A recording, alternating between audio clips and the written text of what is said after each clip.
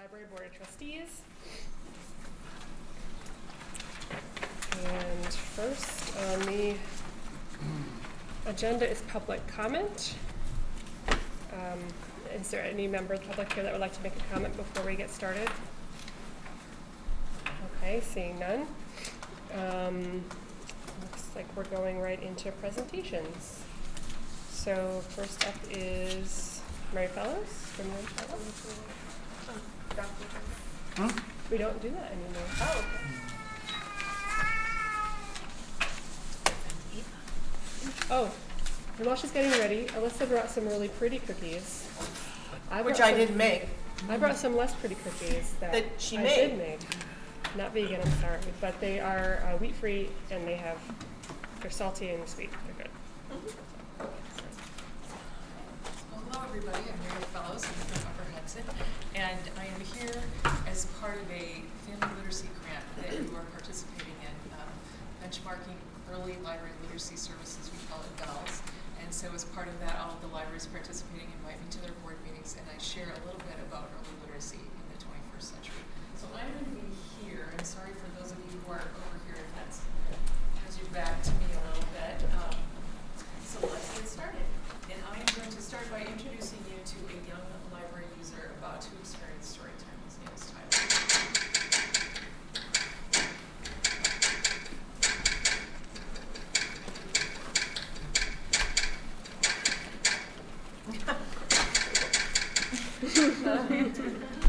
Tyler's challenging day began when he reached for his sippy cup and made contact with his cereal. Then his little brother took his bear and forgot where he put it. Then he went to story time and found out that his friend Kai was homesick. Tyler is not happy. He is having a bad day. His day would get even worse if it were 50 years ago and he were in story time, because then he would be made to sit still, sit in a chair, and have to be very, very quiet. If he got restless or bored, his mother wouldn't even be in the room to reassure him.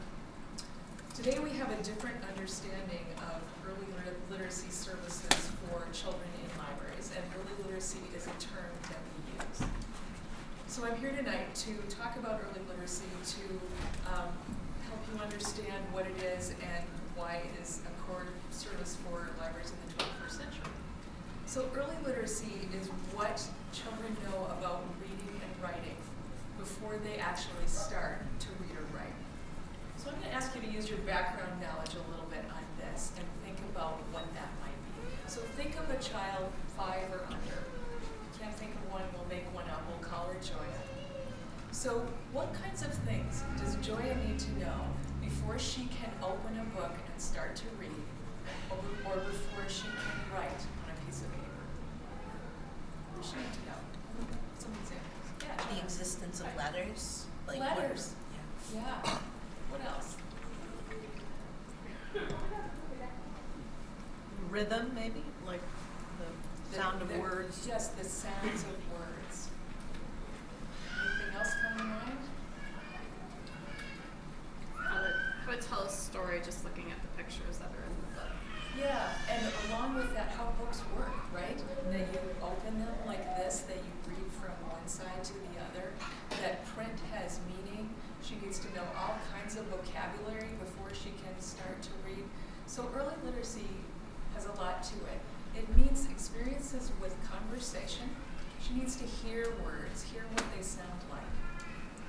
Experiences with stories in all their forms. So that might be a book, but it also might be oral stories, or it might be a movie story as well. And last of all, print in all its forms. So not only books, but signs, labels, menus, all kinds of print all over. So those are early literacy definitions. And in the last 15 years, we have learned a lot about how children's brains develop, and it's really fascinating. So I'm going to play a 2-minute video for you from Harvard that talks a little bit about this.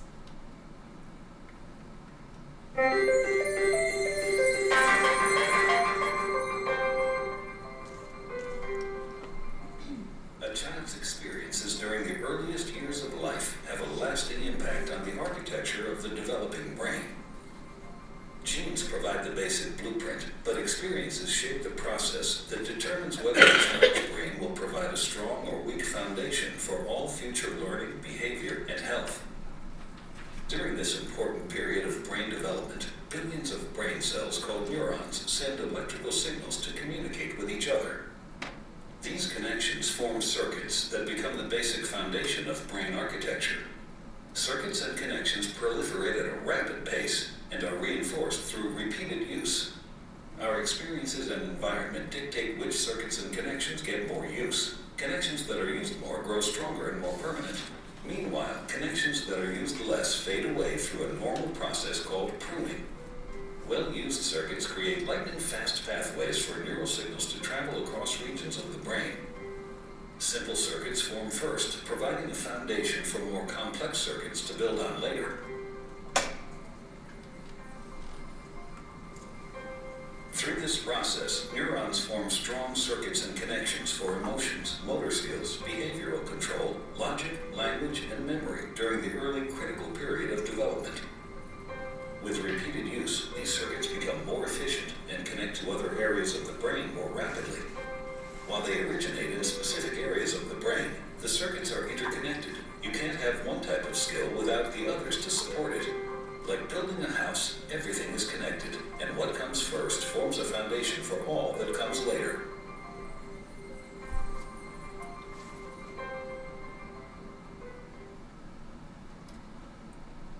So as you see, it's really important that young children have a lot of different experiences to build their brains. And so what we're really doing is we're building super brains. Or we are teaching parents how to foster super brains for their children. So when you hear me say parents tonight, hear me as saying adult caregivers, grandparents, whoever is helping that child. So think back to when you were learning to read. Probably most of us in this room learned fairly easily. Either we taught ourselves or someone taught us, but we picked up reading fairly easily. That's not true for the majority of kids. 60% of children struggle with learning to read. And if they don't get specific intervention soon, they will continue to struggle with reading. And then we find that if they're not good readers by the end of their grade, they are more likely to not graduate from high school. So think about what that means here in Albany, what we need to be doing for our children. Reading is simply a foundational skill. As adults, it affects our health, it affects our well-being, and it affects our economic status. It also has impacts in our country on companies, specifically a skills gap that we're finding. So the Times Union did a story not long ago on a company called Innova in Altamont. They make high-end hotel room furniture. And they had enough business that they wanted to add a second shift, but they couldn't find enough skilled workers to fill that out.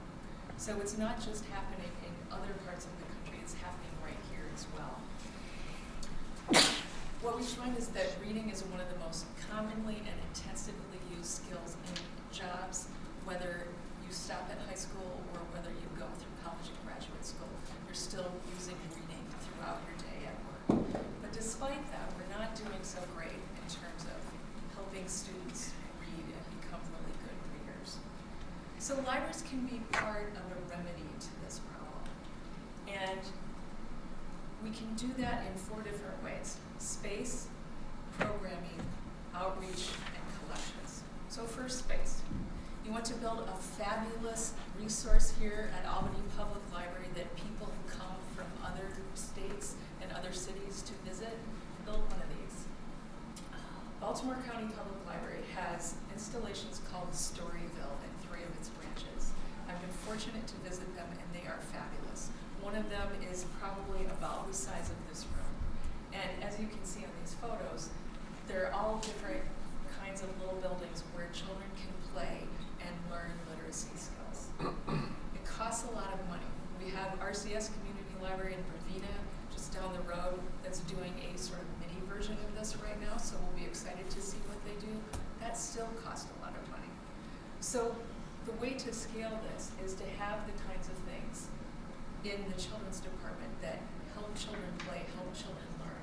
So a rug with numbers and colors, blocks for that coordination, a magnetic board so that children can play with the sounds of letters, puppets so that they can have imaginative play, and that also learns narrative skills, and musical instruments in story time so that they can have experiences with rhythm.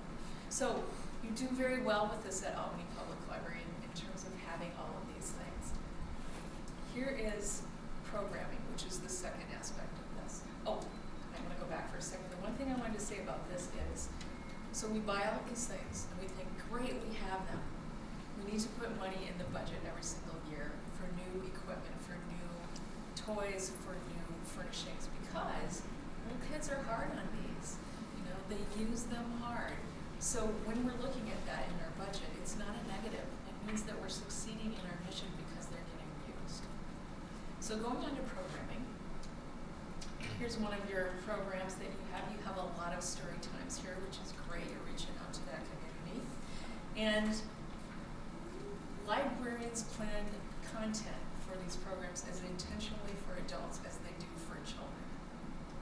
We are educators in the sense that we are very intentional and thoughtful about what we're putting into these programs. The researchers tell us that the parent-child interaction is huge. You might have heard the phrase, a parent is a child's first teacher. So we at the library have these kids for what, an hour a week maybe? The parents have them all the rest of the time. So we want to help the parents know what they can do to help get their kid ready to go to school and learn. So first of all, they need to know that they should do something. And secondly, they need to know what they should do. And that's where the experienced library staff comes in, like Lisa and her team in youth services. If you haven't attended a story time in a while, you might be surprised. So here's an agenda for story time, and what I want you to notice are the three highlighted texts here. They say early literacy aside, and this is a place where the presenter is talking specifically to the adults.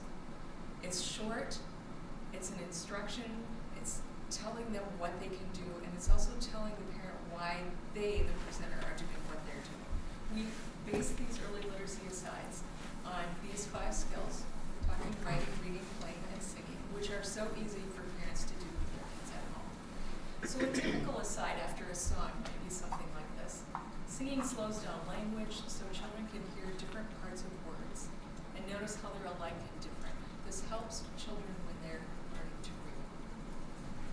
We have national statistical evidence and certainly local anecdotal evidence that this works to talk to parents about these skills. One of our local libraries has been doing these early literacy story times for quite a while. And a mom started coming to the story time. She was a high school math teacher. Her parents had never read to her, so she didn't really have the reading habit or know that it was important. But suddenly all of her friends were bringing their young children to story time, so she thought that she should too.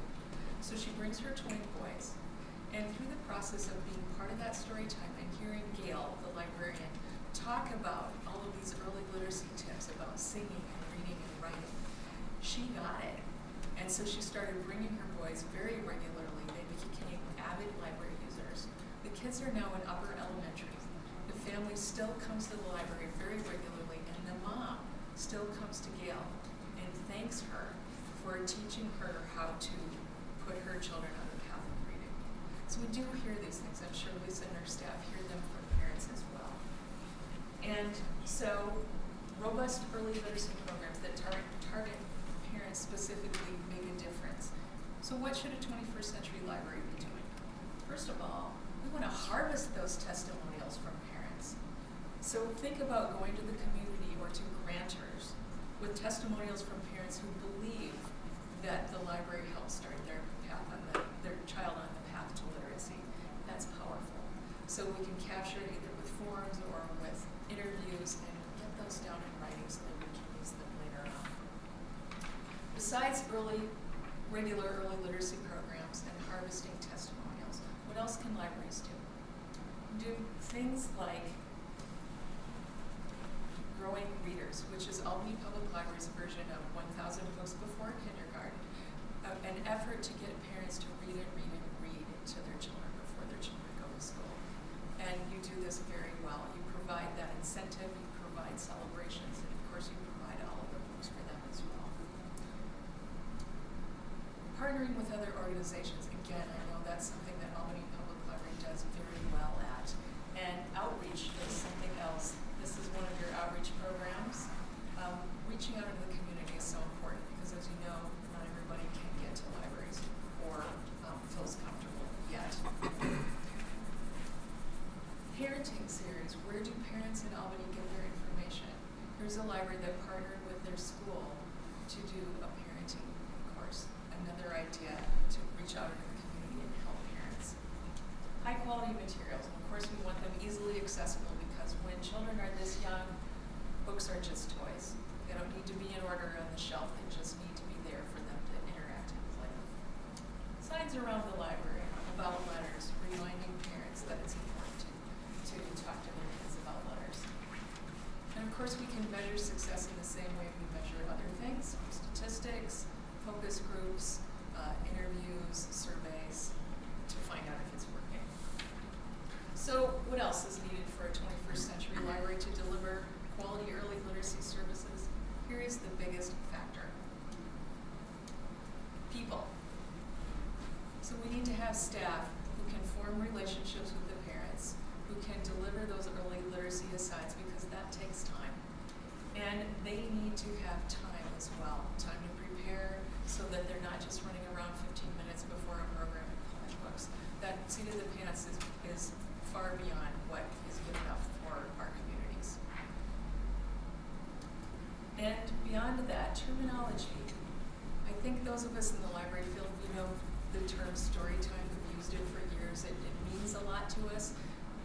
The average person in the public doesn't necessarily know what that is. Might have the vision of the white-haired old lady reading the nice book to children.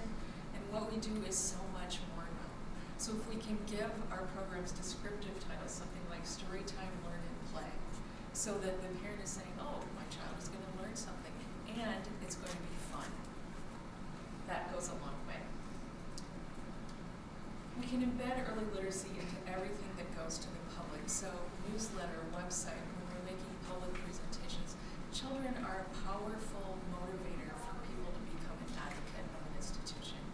We find that even if you don't have a child, you don't know any children, we still, as adults, think that this is a public good. So to mention what we do with early literacy, to demonstrate our successes in our advocacy, will only boost our work in that area. So some of what I just mentioned were staff and board goals, or staff and director goals, and here are some board goals. Know that early literacy is just key for 21st century libraries. The state slants grants towards early literacy. We're in one now. They told us what we had to write this grant on. It's important to the state. They have it in your annual report every year that you sign off on.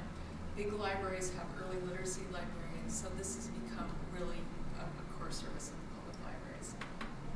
Also, we know that parents are a large and supportive group of library users. Some research has found that parents of minor children are more likely to have visited the library in the last 12 months, to have a library card, and to connect to the library website.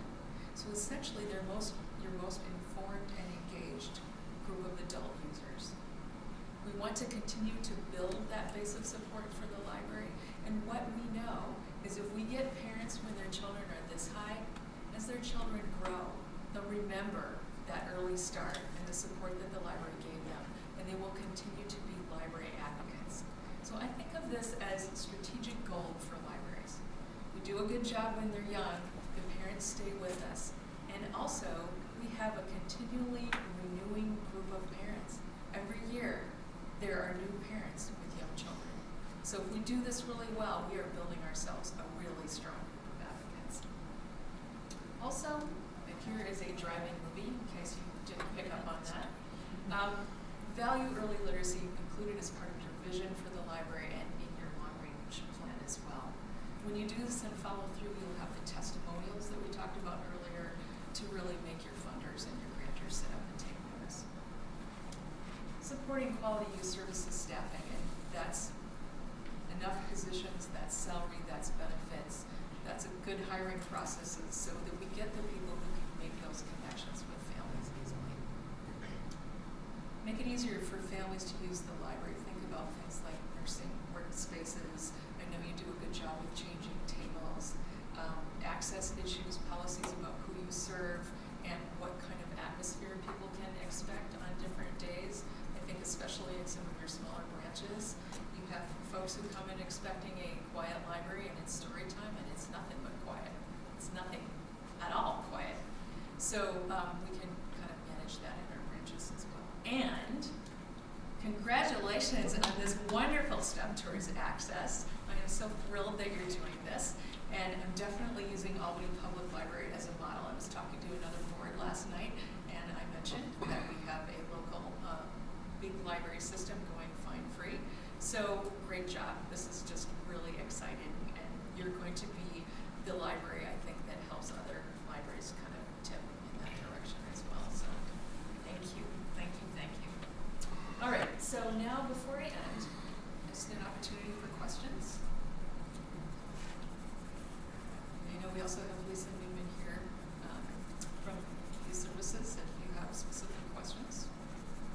I want to drive it movie. Drive-in movie? We've done that before. Yeah, yeah. That's fine. Mary, Thank you. you said that there's a grant to do this. So what is the grant for, and how Sure. are we as effective, the Albany Public Library? Sure.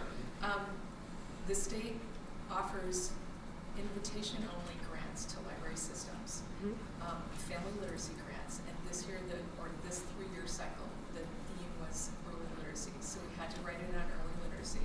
And then we involve our member libraries. It's optional whether you want to participate, but we had 26 out of our 29 participate in this one, which is great.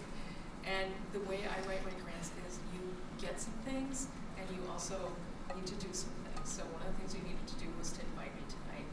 We did a staff training for all the Albany Public Library staff last December, I think it was, on early literacy. Another thing that you needed to do. The kinds of things that you get training for the staff.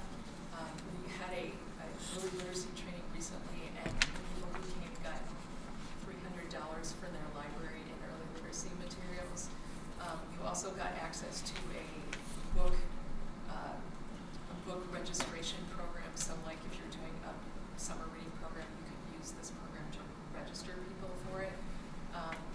And there's more training coming up as well. So those are the kinds of things that were embedded in this grant. Does that help? Yes. Yeah, Alyssa. So I understand that early literacy is really an issue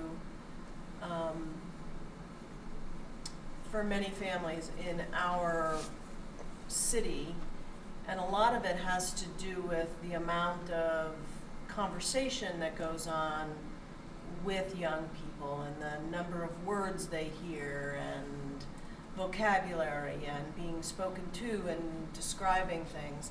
And I'm curious how we're dealing with the reality of that and how to get people having more conversations with their kids, and our increasing distraction with this stupid phone. And the research coming out is really staggering, where it's not income-based anymore. It's all of us completely addicted to our phones and not paying attention to our children or anybody else or anything else that's going on. So I'm curious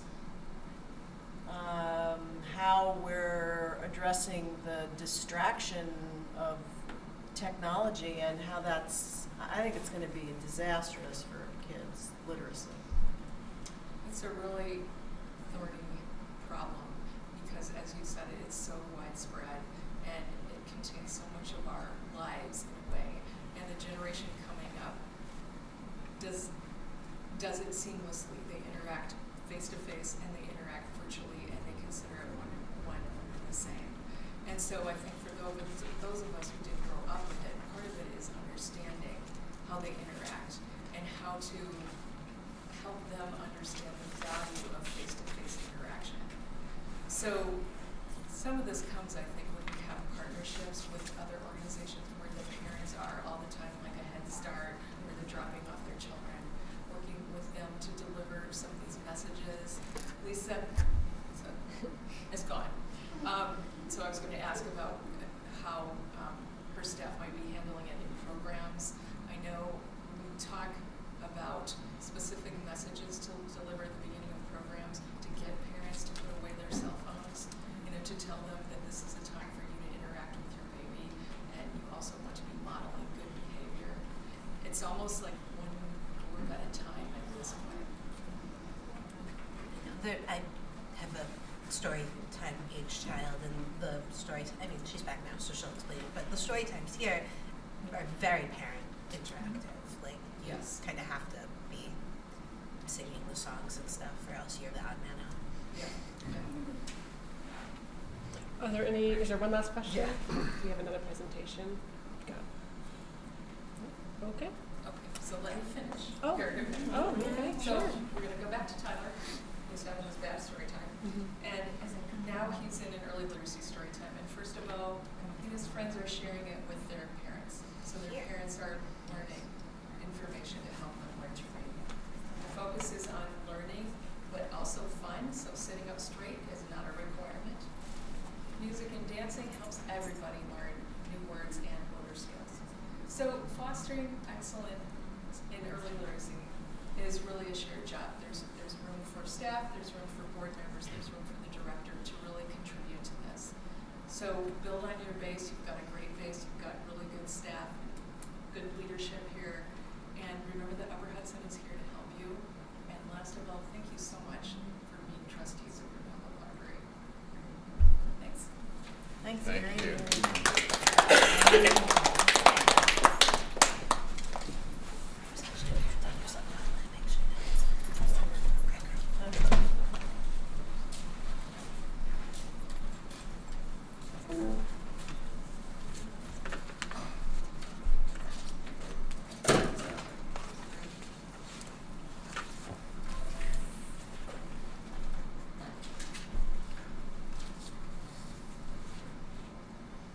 Such satisfaction out of tiny boxes.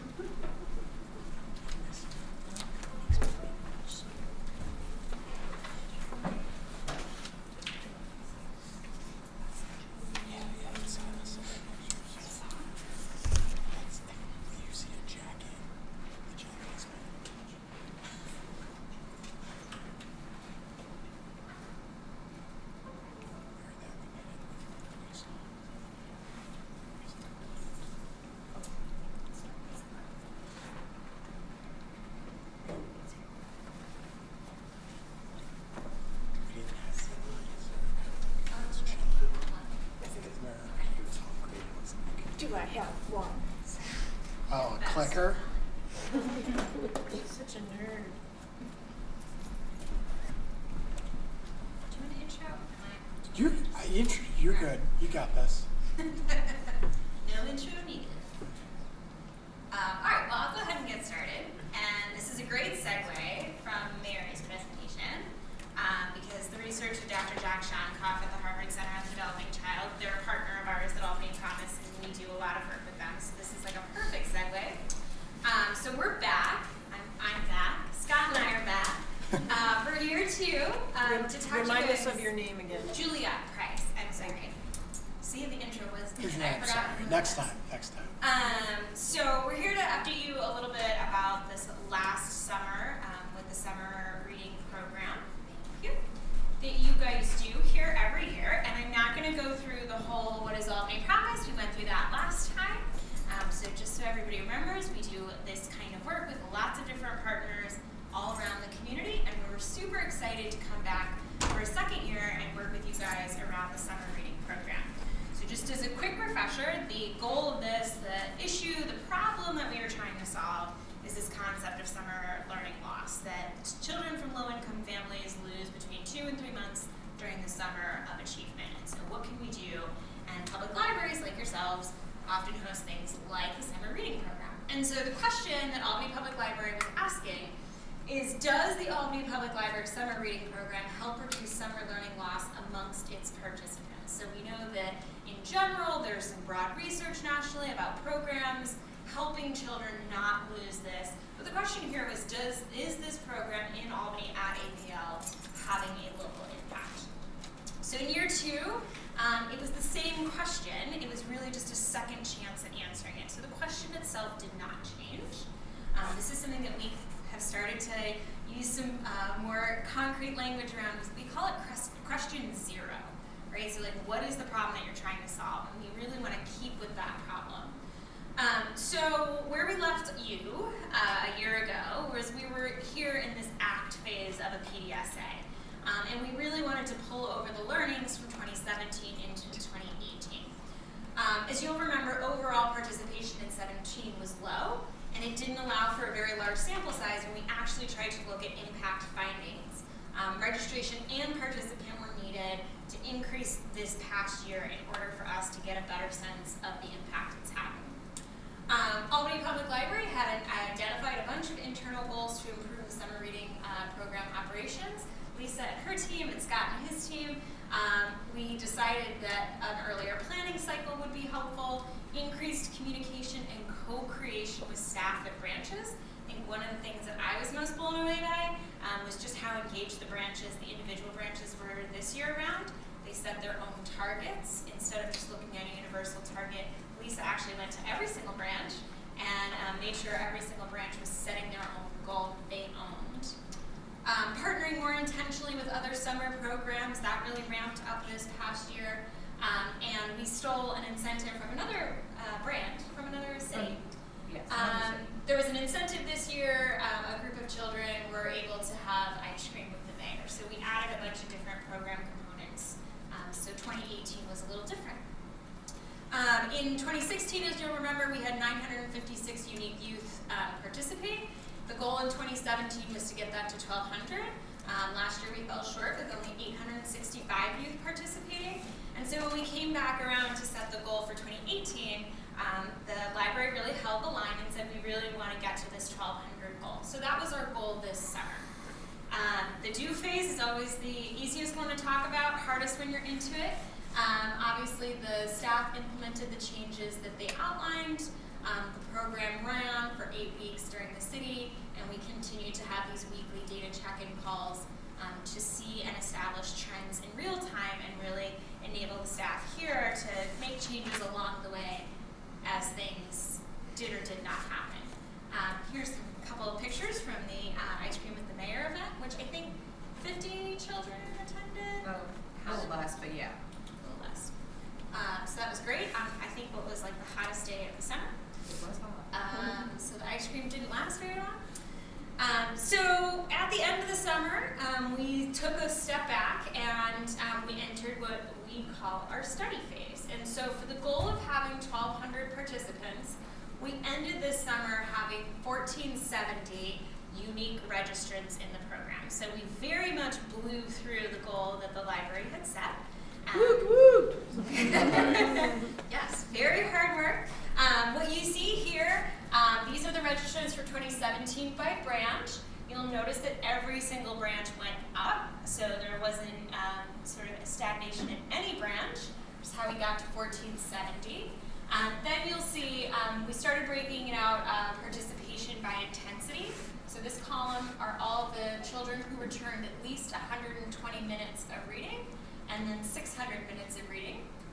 In the 120 minutes of reading column, 47% of folks this year, children, met that benchmark, which was up from last year, which was 41%.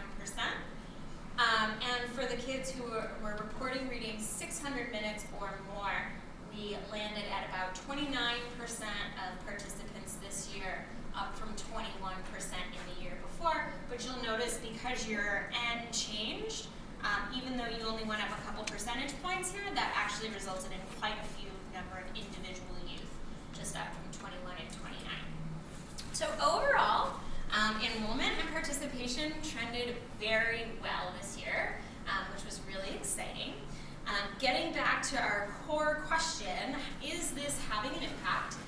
As you know, we partner with the Center for Human Services Research at the University of Albany. Some of you know Dr. Ken Robin. He's the main researcher on this project. Out of the 1,400 participants, 815 identified as being enrolled in the city's school district of Albany. So you do have some folks, a non-insignificant amount of children who are not enrolled either in the public main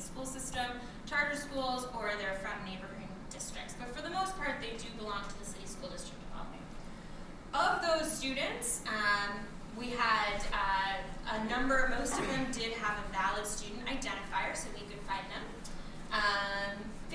About 735% of the youth had valid assessments in the fall, so we knew where they were coming in. 53% of those students, they're what we're calling they did not meaningfully participate. So they signed up, but they did not return a card, and so without that, we're unable to really say this child participated in the program. It's all self-reported, so we have to always kind of keep that in mind. That left us with 342 participants who reported reading during the summer, and 317 of those had valid spring and fall data points. I point this out just to always remind, I know we start with quite a large sample size, but as we kind of look for the students who have all of the pieces of information we need, the pile gets smaller and smaller, which was our problem last year when we got to the end. There really wasn't enough in that bottom pile. So our learnings for this year. So the first thing I want to call out were the outreach efforts were very successful at enrolling youth who were demographically representative of the youth in the city. It was quite staggering.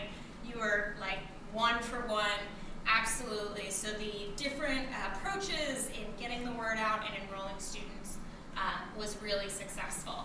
However, amongst those completing the program, which means they returned at least one card, the participants skewed not a representative sample of the city, the youth in our city. So this is interesting. The second piece here is that the summer reading program involvement, so that means registering and returning at least one card, is statistically significant in a model that controls for various demographic and achievement variables. This is a statistical analysis that we use to kind of hold steady all of the other factors when we look at a large group of children. Overall, higher performing students are those who are primarily accessing the summer reading program. So due to that, the program effects get a little tangled up in larger conversations and issues about higher achieving students.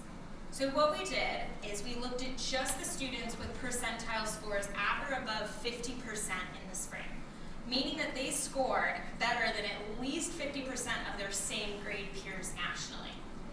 In that cohort, because this was the majority of who participated, participation in the summer reading program did in fact reduce their summer slide. And so I realize this is very small to see from over here, but these are just kids who are above the 50th percentile locally, nationally. For those who were not involved, that's this first line, no involvement, their average summer slide, if you will, was a negative 4.6. It's on a point scale, it's not percentages. For those who only signed up who are in this bucket, they still slid 1.8. For those who signed up and returned at least one card, we saw basically almost no change. It's a negative 0.3. So it tells us for a very specific group of students, the program does actually reduce summer slide. That being said, you sort of have to get through all of these other hoops to find this finding. Jack Shonkoff at the Center for the Developing Child, he really calls this process identifying what works for whom under what circumstances. And this is will lead us to our next conversation. Not here in this program, not in a Head Start program, not at universities. Universal treatments do not often produce universal results. We know that. And so this is just a way of sorting through all that and saying, who does this program work for? And then identifying, okay, so for the kids who this doesn't work for, what is our solution? Are we interested in a solution? And if so, what would we need to change? So the questions we're putting back to you all, which we're happy to think through with you, is knowing how this program impacts youth, certain subgroups benefiting and others not. Is this program accomplishing the goals that Albany Public Library has set for itself for this specific program?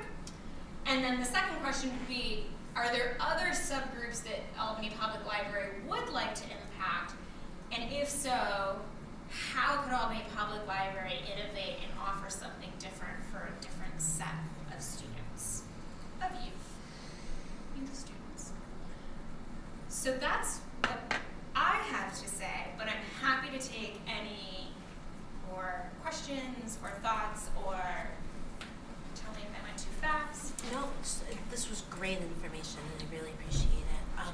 you say that the sample was not representative of the city's students, do you mean it lacked diversity? Do you, like, what does that mean?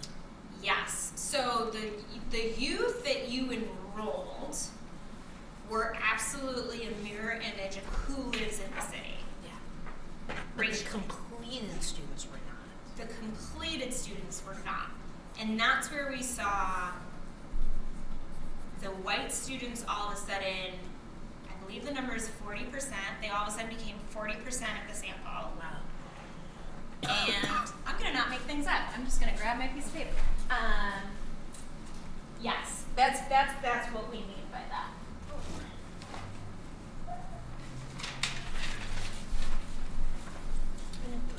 I guess we don't have any information as to why that occurred, right? Specifically, no. And you probably can't. That's not something we're gonna be able to say like, oh, this one thing. It's a combination of different things. I think the thing that we and I think we talked about it last year is there's a lot of self-selection going on here. So no one's forcing kids to come to the library. No one's forcing kids to be part of this program. And so who do you have who shows up to do more of the thing that they enjoy doing? Typically not kids who are struggling. So there's a little bit of that going on, but that's certainly not the only factor. And it might be something you would like to consider is, yeah, the number is 40, I did make that up. You mostly saw a jump in the white students between this, you're looking at between 18 and 20% is usually what we look at demographic-wise in terms of white students. So then all of a sudden with the completers, you jump to 40%. Mm-hmm. So that's mostly where it came from. Your Asian population held steady. Your Black population fell in the completers. Your Hispanic population fell. Your multicultural or other fell. Your special ed population fell, and your ENL, English and New Language population fell. So that's a little bit how we got there. Yeah. Complicated answer, sorry. No, but it's interesting and probably something that I don't know how we would address, but it would be useful too. Well, I would think that there's some good library research and model programs out there that could be looked at for all of those populations in addressing that particular gap. So what you're suggesting is a diversification of approaches to get at the goal of, stemming sliding in the summer. I guess all we would say is this tells you who it's working for and who it's not working for. I would really, I know I think it's like this corny phrase of like giving the work back. It's really, I think, your job to say, hey, we're very comfortable with this is exactly who we want to serve, these are the results we want to get, we're good. Or to say, no, actually that doesn't fit with our values, and then what are we going to do? But I think the point about the diversification of strategy is definitely there. I think this is telling you that certain kids who self-select, who come, want a baseball cap or whatever it is we give away, they're doing great. It's sort of this other, how is everybody else coming to it and engaging with it? Can you just go back to the question slide, just so it's up? Yes. Yeah. What is the average recidivism in a summer program? Like that 53% who didn't non-complete, is that typical or? Of summer reading programs, I don't know. Sorry, yeah, That's I really don't expect you to interesting. have all the No, that's okay. answers. Mary's over here saying it's typical. Pretty typical, yeah. Okay, Yeah. We get a lot of signups and we don't. I'm one of them. There's actually, so something interesting that we did do since the last time we saw you all is we definitely did a deep dive into like, what does the national space look like in this? It was a little depressing, and maybe Mary can help us, but it was a little depressing to see there wasn't a ton of like really solid research, really solid best practice out there. There was some stuff out in California that we definitely looked at and pulled from, but there wasn't a lot, to be honest with you all. There are a lot of questions that we were left with after we did a little bit of a lit review. Yeah. Any other questions? Well, Well, you're also dealing with the school district, right? So you do research for them as well? I mean, do they look at summer slide? Yes, absolutely. And do they create programs that address that specifically? Yep, so they're working on lots of different things, from your traditional summer school to some other innovative ideas that they've worked at. Yep. So we could also, so there's several approaches. One is to stop talking about that we prevent summer slide, right? We could stop talking about that, right? And we could just say, provide hey, entertainment. this is a great place to be in the summer. Or we could be much more, we could target those very specific goals. Well, we did prevent the summer slide, just not for a huge sample. Home out. For- It's still negative points, right? That's- They But all- we- Which is But pretty that's good. good. It was reduced, Yeah. right? Very good.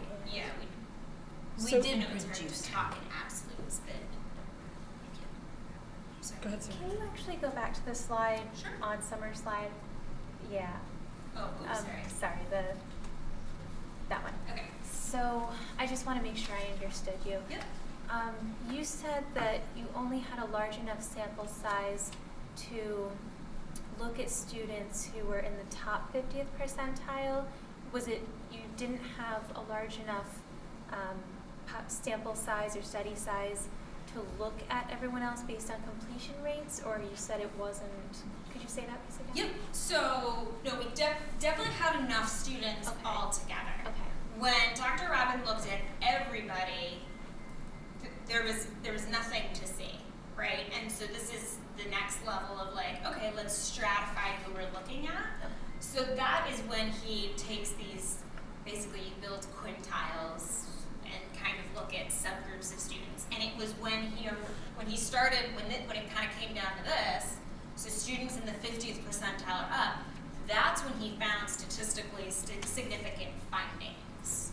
So that's why we pulled out this group for so you guys know. So it sounds like there was a large enough sample size of students who are under the 50th percentile, and you saw no change. Yeah. Okay, thank you. Yes, where participation in the program resulted in nothing. Got Yeah. it. Nothing statistically significant. Yep. Okay, but not that there is no change, it's just there was no There's nothing. detectable change. Yeah, there's nothing there. So it's kind of that like you did no harm, right? Like it wasn't like we looked at the kids and we're like, wow, how did they get right? It wasn't that. It was just there's nothing there. Yeah. Got it. So I want to thank you Sure. for doing this, and thank the library administration for being willing to take a hard look at what they're doing. It's not easy to put yourself out there like that, so I appreciate that very much. And you posed a question to us, which is this acceptable? And so I'm going to answer and say no. I mean, this is good, but clearly we serve a more larger population than just who is achieving the median or better score in our district. And so I'm interested to know, in general, what other, do we have the resources to think about other interventions for other groups? So our next step in this is to actually have Juliet come and meet with a large group of our youth services librarians. Because this does in some way run against the narrative that we've always heard from summer reading, that we see in press releases from state ed.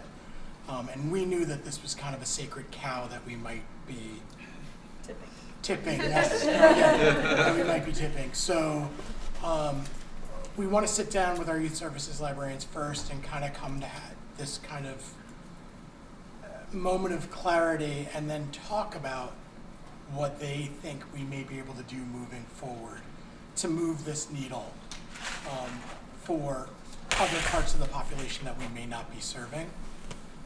So that's the next step. So I don't think we're going to come to an answer anytime soon. Sure, of course. You will probably see a summer reading program next year. I'm not going to burn it completely down, but I think in the next 2 to 3 years, if we haven't done some serious systematic changes, then we're doing a disservice to the city. Awesome.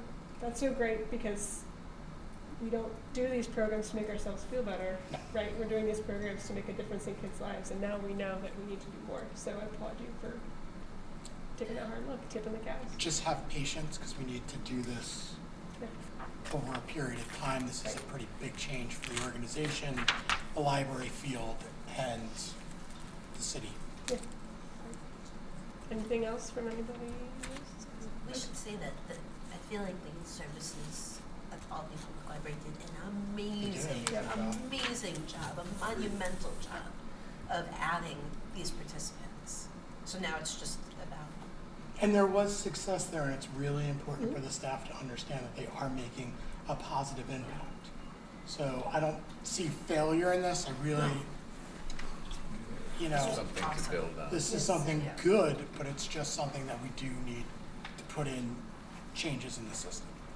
Well, we may never have, it's not like this is doing a worse job than before. We may never have had an impact that we've claimed for 100 years. And that's kind of an interesting perspective. It actually might be liberating in some way. For some people, yes. Well, we're constrained. We're a library. We're not a school. We can't mandate these kids sit and read. It's a completely different structure. Which also doesn't work, by the way. Oh, but You all got right, a lot of yes, brains granted. But we're a completely different structure. We are about electing into something, which is a completely different. We have to motivate in a completely different way. I'm not even sure. Well, fortunately, it's not our job to figure that out. We've got experts to help us figure it out, and I'm glad that that's who is working on it, and we don't have to do it. Yes. Yeah, I mean, I would echo what you said, and just off of that point, I completely agree. And doing this work across the cradle to career continuum, I think you've really hit on something. Is there's often a lot of rhetoric. I can't promise you that State Ed isn't going to put out State Ed or anyone else is not going to put out a release tomorrow that claims that summer reading programs held at local libraries. But that happens in every sector. And so it is, and it takes a lot of courage, and I'd like to publicly thank Scott and his team. It takes a tremendous amount of courage to say, we actually asked the hard question, and when the answer came back and it wasn't the shiny object maybe we had been saying it was, we also didn't run into the bushes and go bury it. So it does take a tremendous amount of courage. It also takes time. You can't, turn everything over in a day, but it does. And I think what you guys are doing here is, again, we looked nationally quite literally, this is groundbreaking. And I think if you stick with it and if we continue to test things, we can kind of come out the other end in a better place than we are today. So yeah, I mean, I very much applaud Scott and all of his senior team. It's been lovely working with them. So that too. With the time and the innovations we can put into it over time, I think we can see what else will work. Is there enough data to be published? Totally up to you. I know Scott brought it up. Yeah, I mean, we could. We're happy to help. I was about to say, these are our email addresses. Scott knows where to find us. But if you're interested, if you want to take a deeper dive, Dr. Robin is always happy to do deeper dives with people. So if you're kind of interested in the nitty-gritty, please feel free to reach out. We're always around, happy to do that. We're right down the street at the University of Albany. So if you're super interested in the P scores, we're happy to sit with you and do that. So, but thank you for inviting us. Thank you for having us. So I'll leave this here because it's not mine. Can we get copies of Yeah. this presentation? Okay, now, after those great presentations, now it's time to review the minutes from last month's meeting. So when you're ready, I'll take a motion to approve the minutes. I'll make the motion. Thank you, Allison. Any second? Any discussion? Okay, all in favor? Aye. Aye. Unanimous. Okay, next up, treasurer's report and check register. And we have Chuck here tonight as our treasurer to help us with any questions that we have. If there are any questions about the treasurer's report, I'd be more than happy to attempt to answer them. I'm not going to say I can answer it completely, but I will give it a shot. I will say this, when I do prepare the report, I always go over the report with Mary in very fine detail before it's even given to the board for disclosure. We're gonna have to work out a new procedure now that Mary's gone, but it can be done. All right? Any questions about? Oh, thanks, Sandy. Thanks. I just didn't recognize the payee, the delaying late in financial services, so I was just, it's not a huge amount, but I was just curious. But that's for, That's a check register, right? Yeah. yeah, so check register questions are for Adam, and I welcome. can answer that now if you like. That would be great, and Adam Yeah, is, you wanna introduce that? Yes, introduce. So Adam Stump is our new budget manager. He may be, his name may be familiar because he was previously our Account clerk Account and clerk. previous to that, a library clerk. I've been here almost 10 years now. Yeah. In various positions. I'm sorry, again, your last name? Stump. Stump. Yes, thank you, Trustee. The Delage Landon check, that is one of our copiers' monthly contract. Oh, okay. That we pay them, yeah, we pay them the same amount every month. It's just that I thought it was described, okay. Having a financial services in your title doesn't seem to want to indicate that you're a copying company, but, okay, It's a lease. understood. Yeah. Thanks. Any other James, questions? yeah. Any questions about the Yeah. treasurer's report?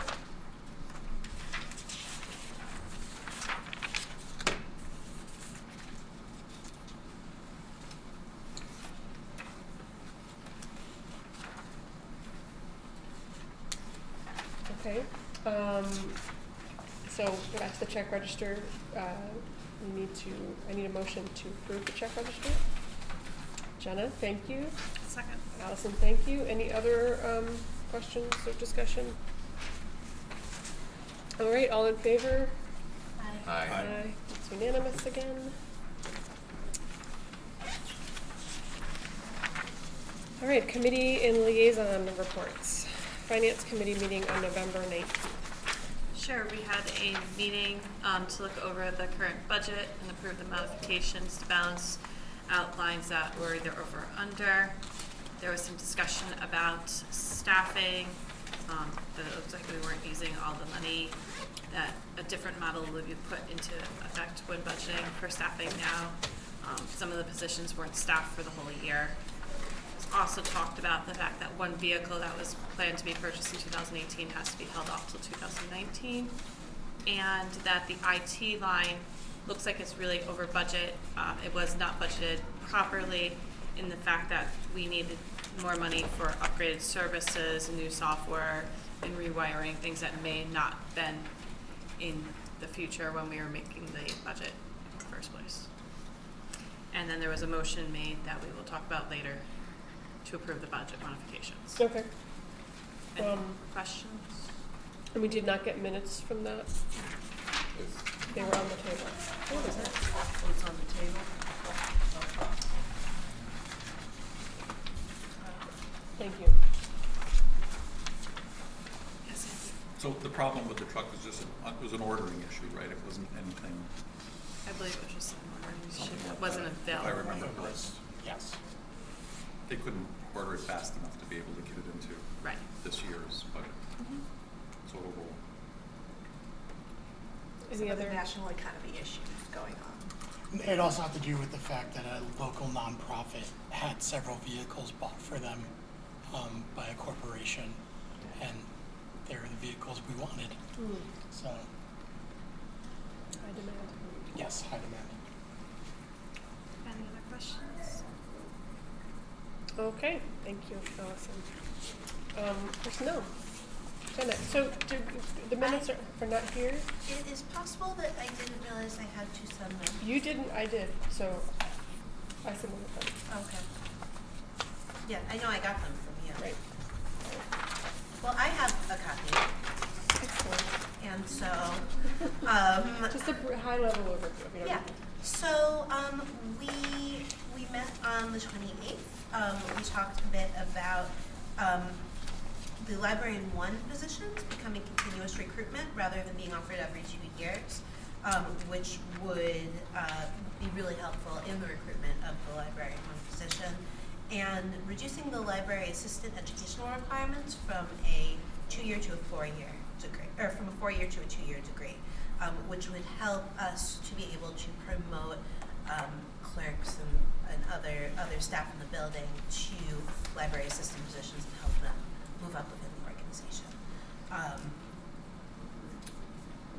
We are starting the process to change the part-time library clerk position to non-competitive, which, as you know, is something we've been working on for a year. The change will require public hearings and approval from the State Civil Service Office. We discussed MC review and the raise process there. There is a memo that is going out about that.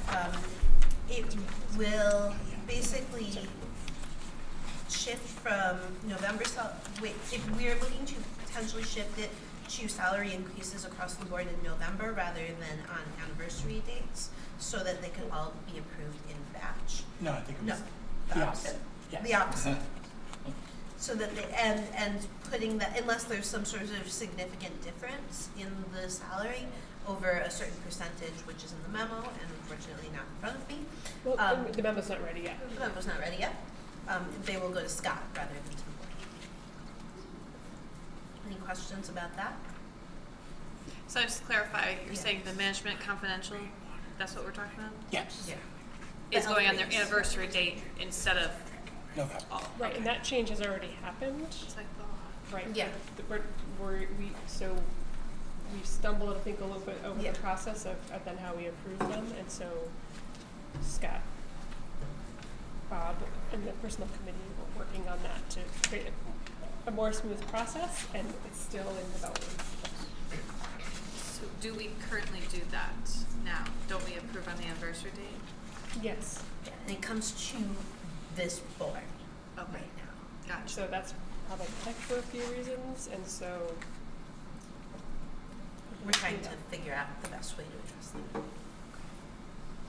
Could you remind us again how many MC management confidential employees we have?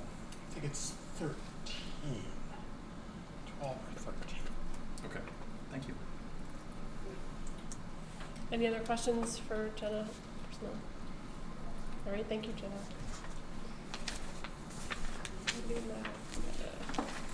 All right, director's report. So first I want to share with you an email from a 36er. This is, quote, during our visit to the Washington Avenue branch, as part of our expedition, my sister and I were pleased that this branch seems much better maintained than we remembered in the past. And here are some photos to share of our tour. The email included photos of the mural, the opening day plaque from 1977, which we restored and rehung about 6 months ago, some of the new shelving that we have towards the front of the circulation desk, and of course the front of the building. So I thought it was nice to share, it was nice to hear that feedback. In November, APL was at the annual City of Albany tree lighting event, Veterans Day event at Crossgates Mall, and hosted our first volunteer appreciation event that thanked all who have served as volunteers this past year. I want to thank board members who came to that event. Washington Avenue had a lively panel with a discussion about veganism.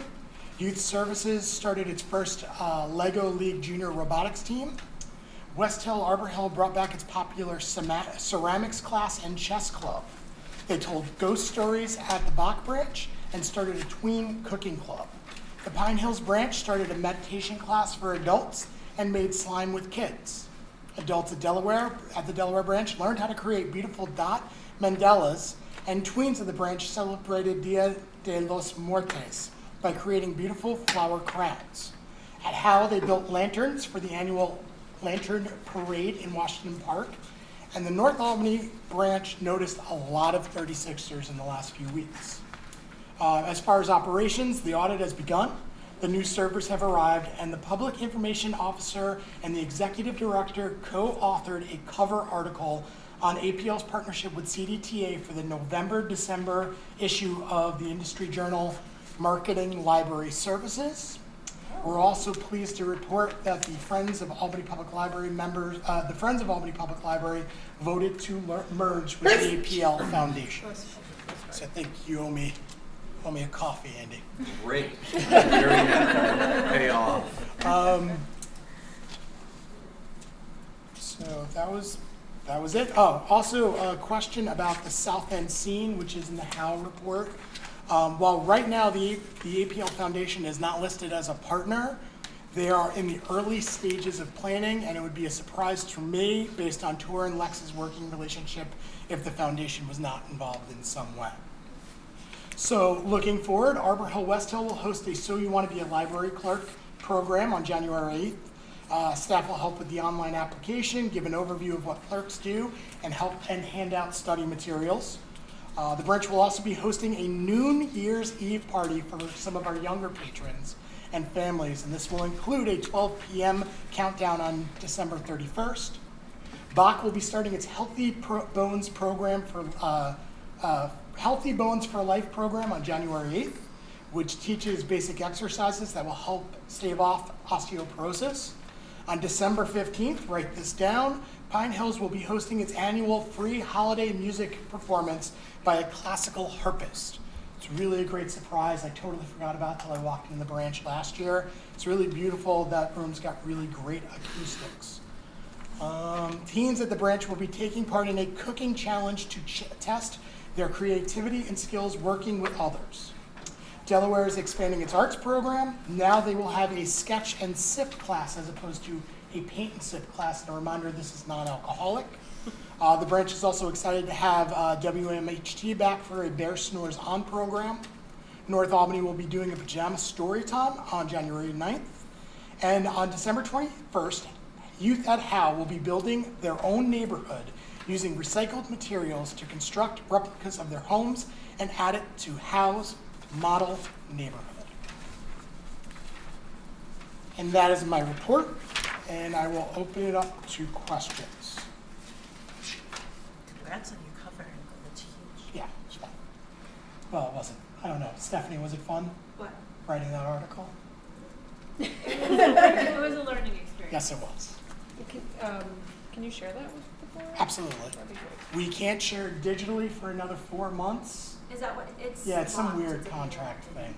But I have a It's physical embargoed? copy. Is it accessible at the library? Not We yet. now have a subscription. Right. Is that part of the deal? So we got a bunch of copies to our homes, both of Yeah. us, so we will share one for those who are interested. Maybe we'll scan it and secretly send it around. Oh, journal access. Yes, yes. It's a little strange to be behind a paywall, but sometimes that's what happens. I also want to point out the statistics, which again, Yes. really appreciate the layout statistics. It makes it easy to see how things are changing over the year and over last year. And overall, it seems like more people are using the library in all the ways that they can, and that's really exciting to see. And again, circulation is trending higher from the previous year for the 4th month in a row since we started reporting statistics, which I'm really happy about. It's not a huge jump, but it's definitely better than the last 7 years of decline. And our room usage is up thanks to study rooms. And our computer usage, while it looks down, it is down compared to this time last year. Still, for the overall year, it's still up, I think, about 7%. So, very happy about that. Our one concern is program participation. We're doing a deep dive with staff to kind of figure that out.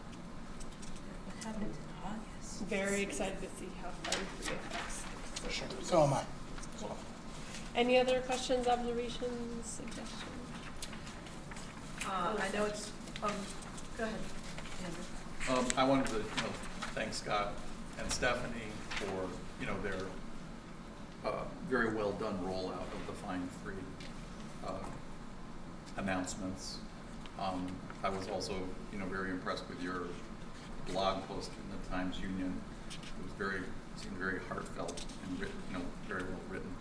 And those are, and just commend you on keeping that blog up because there's a lot of good stuff in it. And I'm very appreciative that you take the time and spend the effort to do that blog because It's hard. When it comes to the rolling out of the fine-free, I want to give Stephanie and Dana a shout out. We actually had a pretty clear timeline. We were doing really well with it. Someone shared the information early, which is fine. It's great to have a supporter share that information early. That forced us to do everything kind of 24 hours in advance. But I thought the PR team really did a fantastic job of just getting right to it and getting everything out in a quick manner. Great. I just wanted to echo that. I thought incredibly professional rollout, really. When things are botched all the time, and that was not. It was clearly elegant and gave people a lot of information. One recommendation is that you keep up the conversation because people are still not there. There's people who are not quite sure how this is going to work. So any continued information about how people are going to respond positively by returning their stuff because we're programmed that way. I also wanted to tell you that I was downstairs before this meeting, and there was this just lovely interaction between the person at the front desk and somebody, I don't know how it started, but talking about fines, and the staff member explaining that in January we're going fine-free, and the woman was like completely shocked, and then ensued this conversation about kindnesses and how important kindness is, and I thought, oh my God, what a gift that we were able to figure out how to do that, and people could perceive it that way. So I think, and then on the heels of that, the article about wireless in the parks. Yeah, I just think it's a great role. We could have rolled that out a little smoother, and I will take total blame for that. One issue is once you get news and coverage for one thing, the reporters then ask, what's the next thing? Right. So sometimes the director's too comfortable talking to the press. So I follow my sword on that one. But we just had coverage about fine-free on WAMC yesterday. We'll be on Focus in Albany, which is a local podcast, which is fun to listen to. It's always got a little interesting story about Albany politics. We'll be doing that next week, and we plan to have a blog, I think next week, to talk about really the nitty-gritty of what the loan rules are going to look like. We've also set up 3, and they're really well signed up for actual sit-downs with staff at different service locations to talk about fine-free and the messaging and the talking points that PR has crafted really well. And we know we're probably going to be talking about this again come January. And we also had a news channel come in today right before the meeting to do an interview, and he did a little bit of a sidebar about going fine-free. His focus was going wireless in the parks, but he did say that might actually make it in there as well. So we do intend to kind of keep the messaging going on, but thank you. It's a good suggestion. Yeah, I'd also like to echo that as well. The rollout has been really smooth. And I was actually at the Guilderland Public Library last night and overheard a conversation about it at the front desk. Someone was asking, and oh no, I think that's Albany Public Library. So pressure. Word has traveled, people have heard, and they're aware of fine-free in our area and that it's Albany. We drafted a memo at the last Directors Association meeting and gave it to all the directors. They were really great folks. We know their staff are kind of nervous about this process, as are ours, and they got Melanie's worked really hard to get the loan rules changed to what we need, and Stephanie's done a really fantastic job of putting that all together, getting that information out. The staff feel much more comfortable about the decision. There were some people who were shocked, and I think it's going to go smoothly come January. And yeah, I want to echo everyone else's comments that you all did a great job. And also appreciate sending the talking points for trustees, because just remember that that's an important role for us as well. We were out in the community talking to people. I'm sure you're talking about it. Lots of people shared on Facebook, commented, which is awesome, and helping to dispel myths. I saw the same ones come up over and over again. So as much as we can help dispel those myths using our talking points is really helpful. So thanks for that. I found as well that having like links to research that like to share was really helpful because a lot of people didn't realize how much thought, how much research went into this decision. So when people were like, oh, well, where did this come out of, being able to have those talking points to quickly go to, and then also be like, here's some research if you're interested in looking further into this, was invaluable. Good job. I have just a personnel question. I can't remember what we decided. Are we hiring for a CFO, No. or We're reorganizing. I'm hoping by January. Rebecca and I are working on the organization chart. We did a massive overhaul, and in that I said, be patient with us. We're still trying to work out the business office. So we're hoping by January we're going to sit down with everybody and really see what that looks on how that looks on the organizational chart, and then we'll present the full organizational chart in January. Okay, thank you. All right. New business. There's no unfinished business, so we're into new business. So first up is the 2019 extension of agreement for the Upper Hudson Library System Access Network, or ULINE services. And so I've asked Matthew to review that as our UHLS representative. Yes, well, this is the second year that we're renewing this agreement, and the reason for that is that ALS is planning to change the fee structure a little bit in the future, but they haven't really hammered all of that out yet.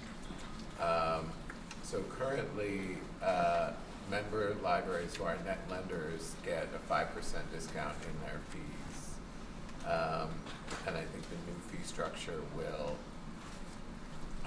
be a sliding scale fee for net lenders. So Albany being the largest, we would probably end up with the largest discount in our fees.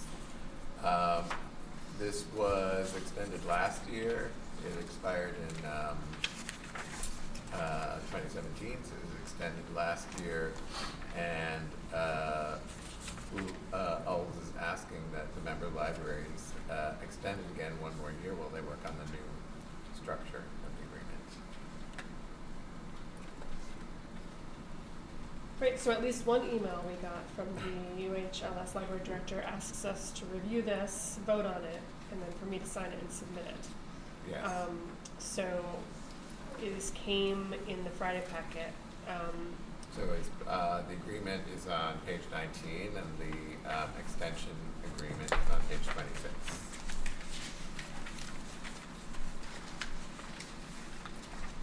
So do you all feel comfortable reviewing this now? Or have you had a chance to review it, voting on this now? Or we could also wait until January? We have been assured that if we do not sign it tonight, delivery will still continue. We will still be able to use our ILS. Business will continue as usual. Are there no changes from last year? It's just in the There's no real changes. It's just an extension? extension. I think the fee just went down. Yeah, the fee went down, which we still haven't figured out, and I haven't had a chance to talk to the director of Upper Hudson yet. Yeah, we think that might be a result of our net lending getting bigger, so the 5% number will get bigger for the discount. Just to understand this chart, we would be paying $55,000, but we will be paying $43,000 as a result of the fee. Am I looking at this wrong? The ultimate new amount is 55 and 34. Oh, okay. So it doesn't have the what it would be. It shows you what you were at in 18. Okay. And if you add Minor percent. Okay, 5%. Okay, so it's like if 2,000. if you add the service fee and the circ fee together, that shows you at 53,360. So the discount is the only, as Matthew indicated, the discount that you're getting is the 5% discount triggered by net lender discount on the total fee after all other adjustments. So is there any reason not to sign this at this time? I mean, what are concerns that we would be addressing between now and January? I don't see any. I think we can vote on it, but I wanted to give the rest of the board an opportunity and, I don't really see it. Yeah, I don't see an issue our with attorney. Yeah, I reviewed it this morning. It is purely an extension for a year. The ULAN agreement is in serious need of a rework, but they apparently aren't ready. So the alternative is have no agreement until they have an agreement ready for 2019, or extend something until they've got the new agreement done. And I just commented to Scott this morning that the message should be sent back to UHLS that it would really behoove all of the member libraries if that draft agreement were out mid-year, so that there could actually be some significant back and forth as to whether the way it's being written really works for the member libraries. The last time they did a major rewrite, the timing wasn't much better than what you have tonight, so hopefully that won't happen again, especially since they're doing a year extension to buy time for it. Okay, So any other? can I make a motion? Yeah, please do. Make a motion. Any second? Any second? Thank you. Any discussion? All in favor? Aye. Unanimous. Excellent. Thank you.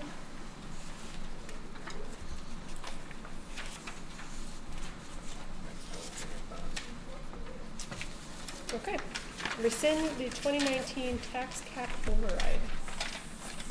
So that's the Bob thing I'm thinking. So what do Okay. you think?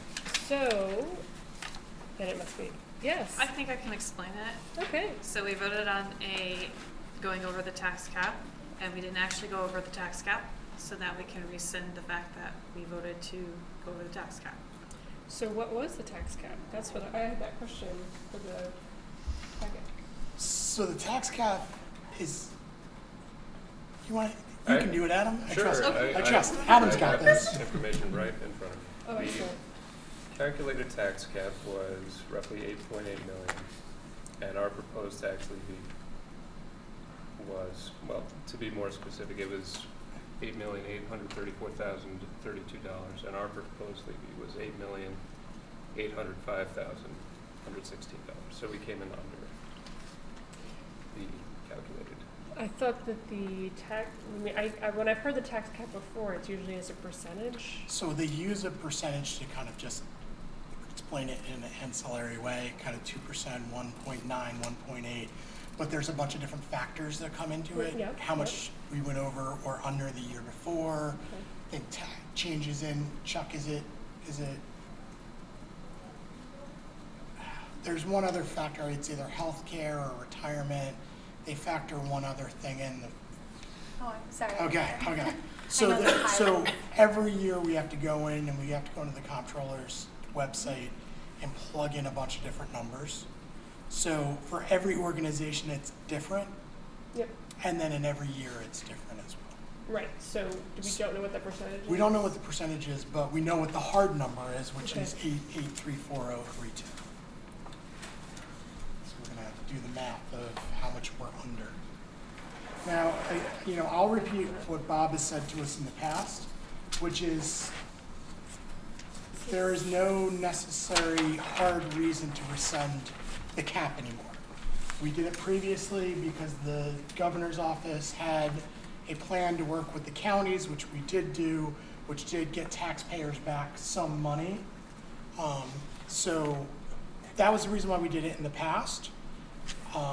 That program is no longer in place, and there is a danger that we could have done the math incorrectly, which I stand by the math that's in front of us, but there is that possibility.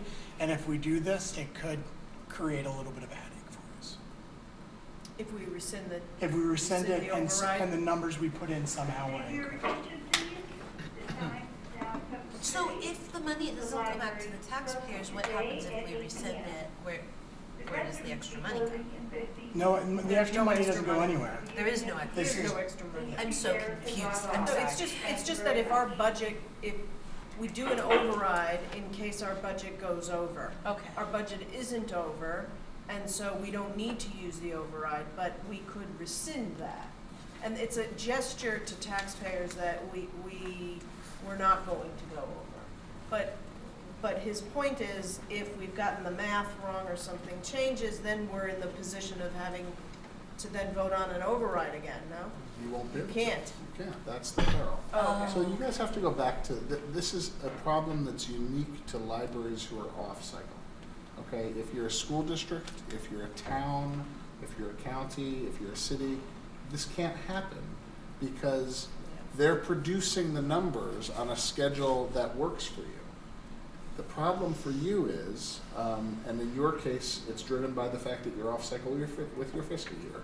You're budgeting at a time of year where key metrics in the equation aren't yet available from the state. They're just not released yet. So you can't do the calculation completely when you're doing your budget process in March and April leading up to a vote in May. The school district can because they're on a July 1st fiscal year. All right, so because of that, the advice that we give, and indeed the controller's office themselves has given to libraries in your situation is, you have to pass that override, because if you don't, and you do the calculations wrong, you're gonna have to segregate a whole bunch of money that you collected to use for operations and not use it for anything. So that's not a good situation. Nobody wants to collect money that you can't actually use. That pisses people off and it makes your budget kerflooey.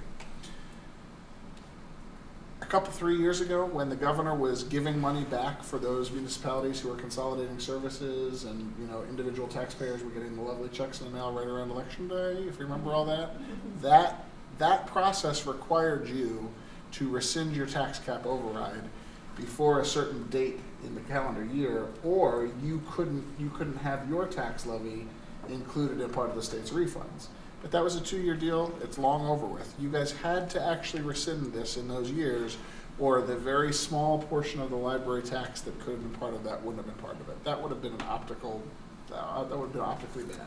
Even though people really probably wouldn't have noticed that in those checks, it would have looked like you all had done something to them. But you're not passing the override to override in most circumstances. I think in the time that I've been your lawyer, you've only overridden it one time with an intention to override. All the other times you've been passing it just as the safety valve. So the question now becomes, do you rescind it now that you're reasonably certain that you're not going to need it? Or do you just let the record stand for itself, that we didn't really need it, we passed it to protect ourselves, we didn't go over the tax cap, and we can show you we didn't go over the tax cap. The only reason we have the resolution on the books is to be a safety valve, which unfortunately we have to do unless and until we change our fiscal year. So, being paid to advise you and be conservative, I tell you, let it be. The bang for the buck that you get for rescinding it is not worth it, considering that if you rescind it and something is wrong with the numbers, and it seems very unlikely there's anything wrong with the numbers at this point, but if there were, if the controller came in and audited and said, oh, you know what, you did override, you did go over your tax cap last year, you forgot this critical issue. By the way, the pilots this year are one of those significant issues. Those are part of the equation. And we don't know how those really work out because they weren't factored into it when we did this. So, that's the kind of reason that you might say, let's leave it in place. It protects us. Once you rescind it, you can't redo it. Does anyone feel strongly about doing this or letting it lie? Yes, Sarah. I don't feel strongly one way or the other on this. I'm just looking forward to next year when we do get our budget cycle on cycle with the school district. So we won't have to deal with this in the future. So I just want to make sure that all trustees understood that part of it. So our budget year is January 1st to December 31st. The school, our tax budget year is July 1st to June 30th, thank you. And we're taking steps toward shifting that so that we'll have the information from the comptroller's office in order to do this. And when we vote on whether or not we want to override the tax cap, we'll actually have the numbers in front of us knowing what they are. Right, and among other benefits. Yes, we will be doing our budgeting process much closer to the actual fiscal year. So when we choose to change policies such as going fine-free, we won't have already done the budget for the following year without changing policies into consideration. So based on our very limited discussion, I think we're just going to cross that off the agenda and not do it. Okay. Great. 2018 budget modifications.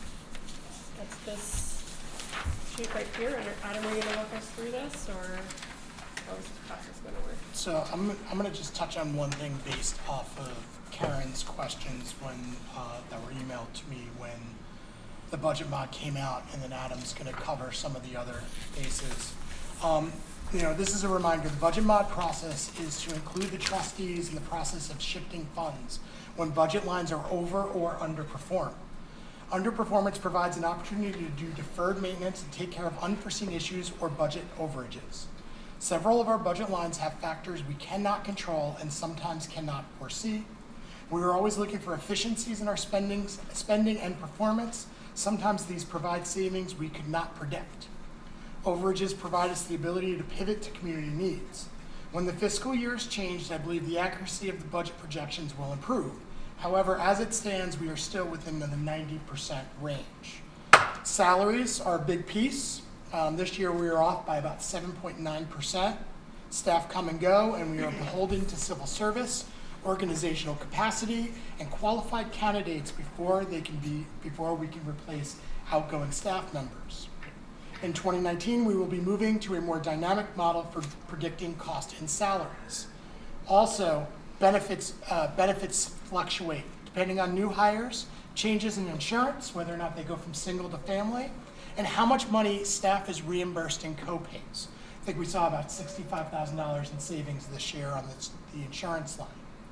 And the personal line is always impacted by the New York State Retirement Fund, where we saw about $50,000 in savings. If the market is doing well, we are saved a significant amount of money, and the market right now was doing very well. We are cautious in predicting this line, and this is something that Mary and I would go back and forth on. Chuck probably heard us because our voices got elevated enough. We've been really cautious in predicting this line since it's beholden to the performance of the stock market. I think Mary was very smart in this. This organization, like many, have had some experience with underpredicting the retirement bill in the past. We learned that lesson, and it can very easily become a $50,000 to $100,000 overage, which is something we don't want to see. So I'd like to move us within the 5% realm, but I'm very happy with the fact that we're right now around the 8% realm of being off, especially when it comes to personnel.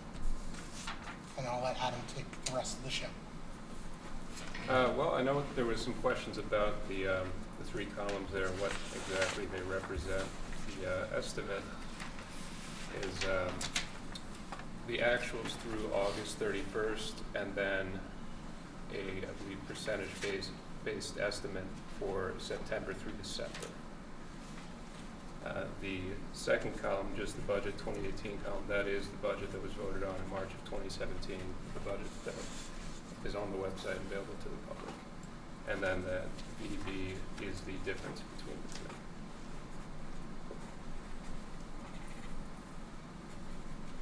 I will say there were some last-minute adjustments, it looks like, and the adjustments did not carry over to the total revenue and total expenditures. So those are off by about $2,600.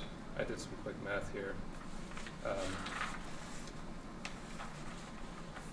If you want the exact numbers, it's just over $2,600 difference.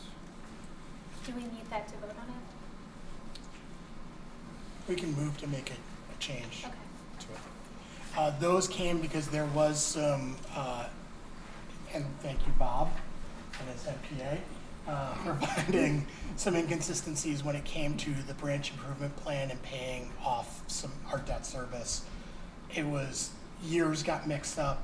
You always have to remember, for financial people, we're living in next year, to be completely honest. So I think Mary, understandably, in her last week, where she was celebrated a lot, just kind of mixed some numbers up, but those were correct. But that doesn't affect the surplus, that last row of fund balance applications changes slightly, but it all ends up being even. Are there any questions on it that anyone had, or?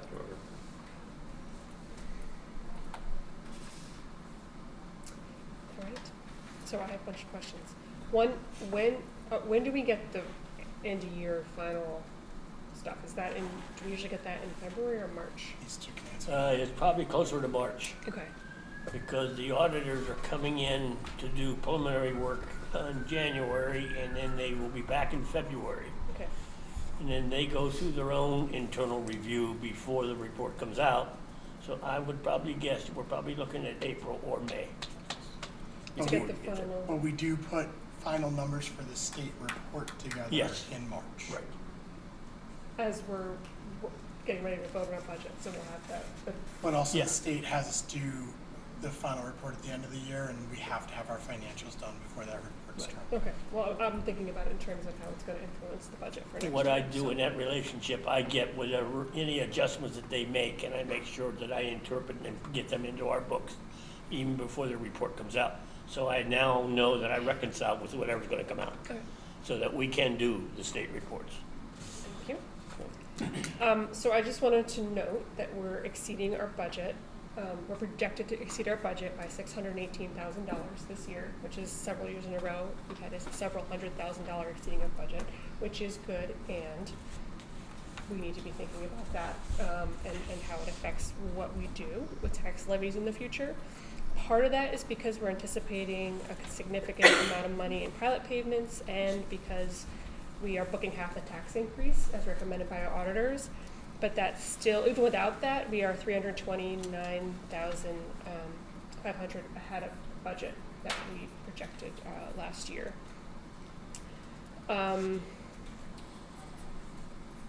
There's a little bit more additional income, about $30,000 and $300,000 in lower costs, and so we talked a little bit about payroll, explained that, and there's reduced costs in payroll and associated services, as you described, and then professional services. And then Allison talked a little bit earlier about IT and why those amounts are a little bit higher, and the plans to budget better for next year. I just wanted to bring that all to everybody's attention as we think about developing the budget, that how much we exceeded it, even without the extra income. And actually, that just reminded me of something else. Where are we on the facilities plan? 1 or 2 left? We've got 2 libraries left. We've got Bach, which should go relatively quick. Okay. And then we have here, which actually, even though it's our largest building, will go quickly because there's not a lot of things that are wrong with this building, and a lot of emergency repairs have been addressed. Would it be possible to schedule both of those before our budget, just so we have that 5-year capital facilities plan, so we can take that into consideration as our reserve continues to grow, that we have an idea of how much is going to capital expenditures? So, Yes. team, yes. Yes. Yes. It'll probably be a draft of the 5-year plan, Sure. but it'll at least have the financials spelled out that'll Like kind of a give us a better. ballpark? Yeah, what we would like to do is a schedule of maintenance. Yes, absolutely. That'll give us an idea of where we'll be spending our money. Absolutely. So any other questions on the budget amounts before we? I'm sorry, I'm usually pretty good at understanding this. Could you walk me through what I'm looking at again here? What's VB? Is it verified budget? Yeah, that was, Mary basically created the spreadsheet and the template for it. I'm not sure what VB, I asked Variation, for. variation. I assumed it had I would something say, to do with- yeah, either that or it's variation budget, or, Okay, so, It's the difference between Alright. the estimate and the budget. Yeah. okay, so here's our budget, and then to the left is the estimate. What's the estimate?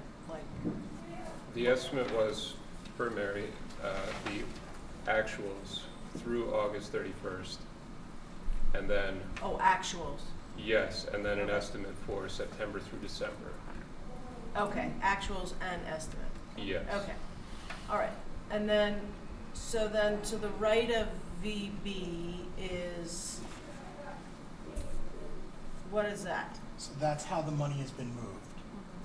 So in the budget lines where we underspent, we then move that money to other budget lines where we may have overspent. Okay, so you applied whatever that was, that's the applied, and then remaining in that budget line is non-existent, okay. And then what's, Alyssa, follow one through, because I think it really does, it works really well when you do it. Take a look at that pilot payments. Okay, so there's $200,000 of Wait, brand new okay. revenue under pilot payments.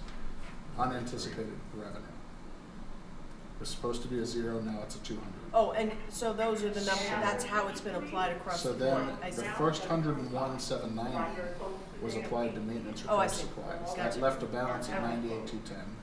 It then got applied to fines. It then got applied to hardware, I all see. across the line. Okay. And then if you follow down to those lines where you see it, you'll see it appear as okay. applying pilot, applying. Perfect, Yeah, yeah. Excellent. It's not intuitive, but it really does make sense when you Thank follow you. those rules. okay. All right, any other questions? I take a motion to accept the budget modification. There's been a motion from the finance committee, so it's a I'll second. take a second for, thank you, Matthew. Any further discussion? All in favor? Aye. Aye, all right, and unanimous again. Thank you, guys. We've got one last thing on the agenda, everyone's favorite, evaluating the board meeting. So I'll pass these out, and just a reminder, that this is not just about today's meeting, although that's gonna be the freshest in your mind, it is also about, the meetings, since October.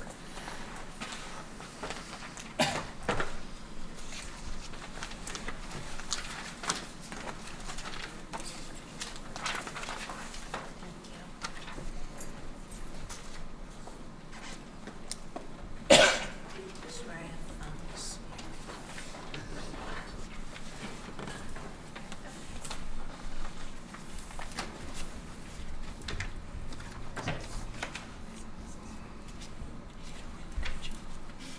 Lindsay now. Heck. He gets it from her. She's not really a drawing artist. I'm very proud of it. Yeah, it wasn't. I'm surprised that we didn't see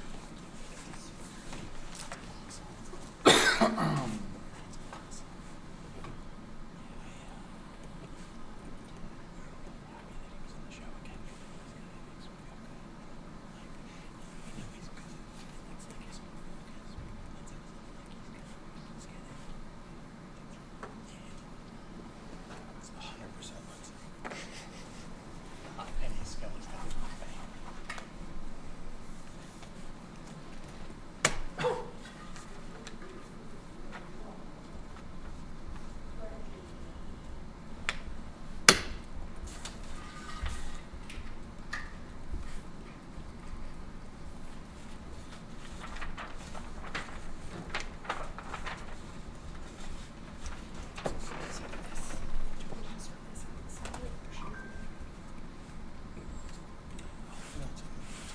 Just say that we passed it. If you want to take it home, sign it, and then actually, you want to just give me that page.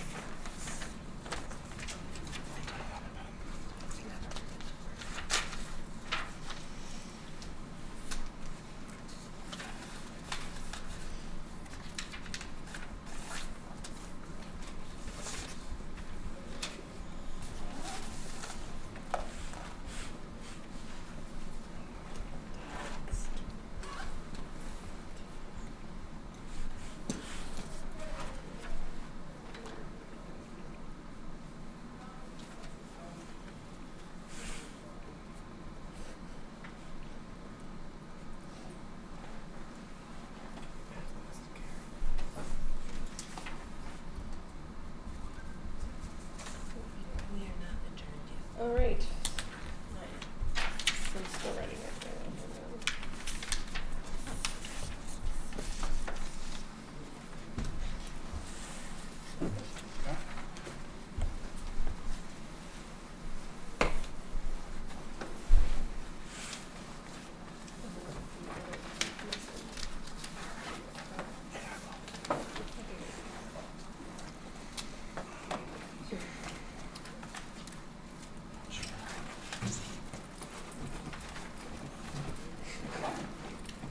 right, so as you guys are finishing up, I just, the last thing on the agenda is public comment, and I wanted to offer any opportunity for public comment. Hold on, so you have something to say, which is great, then I'm gonna explain how it works. So you have 5 minutes, and we listen to your comments. We do not enter questions, but we don't respond at that moment. Go ahead. I hear that's how it works. My name's Jeff Cannell. I'm a retired librarian, former employee of this place, and just here to see what's going on. I recently toured all the locations, not as part of the 36, but just out of curiosity, and I gotta say how pleased I was and how proud you should be of how well kept all the renovations are. It looks like you're walking, it feels like you're walking into a new library. And I was here when we, put those plans together, and it's really great to see that it's still a plan in action. So, thanks. Well, thank you. Thank you. Kudos to the staff for making it happen. Jeff gets a little bit of, he was kind of the architect. No, behind no, it. what I meant is to keeping it up. Underselling a little bit. Yeah, All right, so motion to adjourn. Jenna, thank you. Sarah, second. All in favor?